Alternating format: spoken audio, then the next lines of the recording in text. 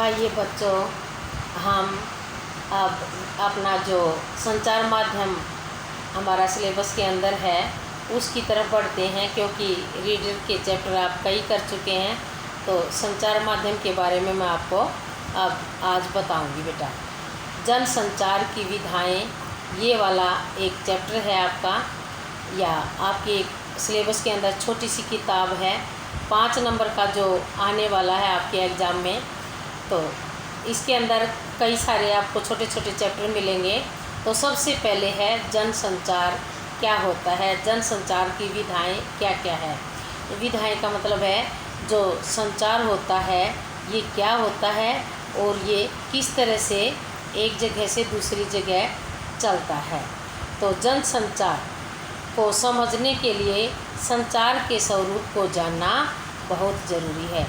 जन संचार को समझने के लिए क्या करना है बेटा, जो संचार शब्द है उसके स्वरूप को जानना बहुत ज़रूरी है।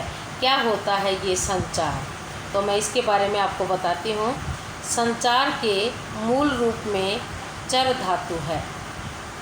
चर शब्द से संचार बनाया इन्होंने।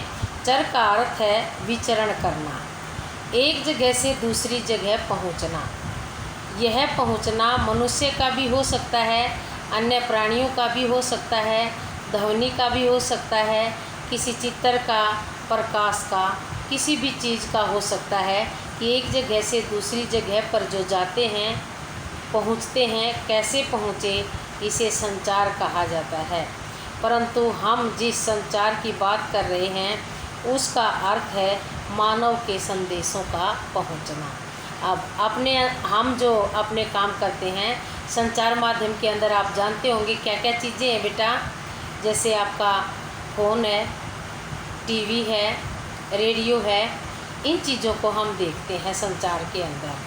तो इसके अंदर यही बताया गया है कि इन्होंने कहा था जो भी चीज़ इधर से उधर चलती है वही संचरण कहलाता है, संचार का माध्यम कहलाता है।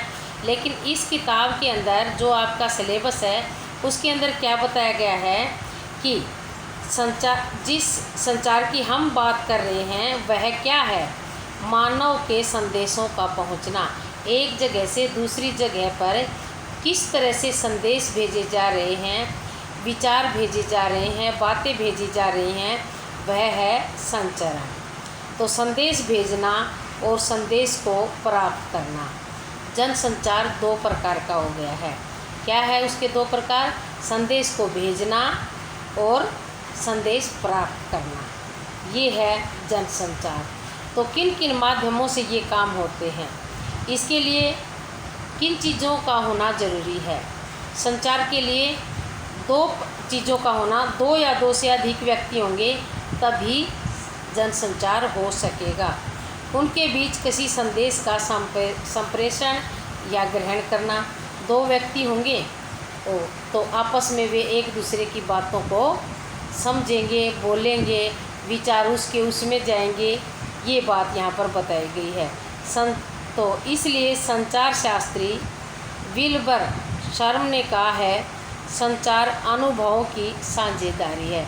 किसे कहा गया है संचरण, 2 व्यक्ति हैं, एक कुछ बोलता है, उसके विचारों को दूसरा ग्रहण करता है, ये भी संचरण कहलाता है।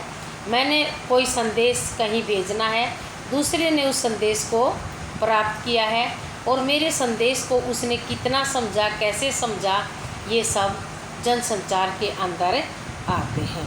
संचार माध्यम से आप क्या समझते हैं, अब इसके अंदर ये बात बताई गई है, संचार माध्यम से आप क्या समझते हैं बेटा।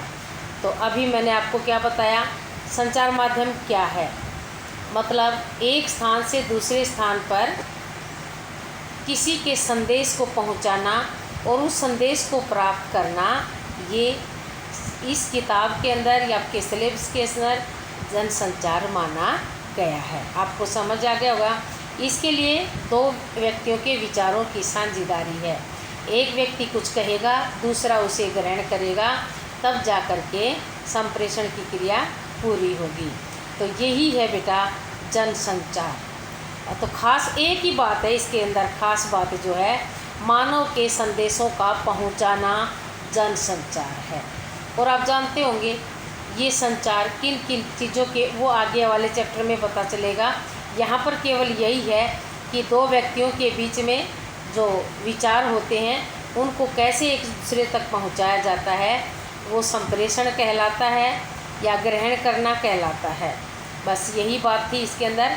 अब अगला जो है अगली वीडियो के अंदर देखेंगे संचार माध्यम से आप क्या समझते हैं।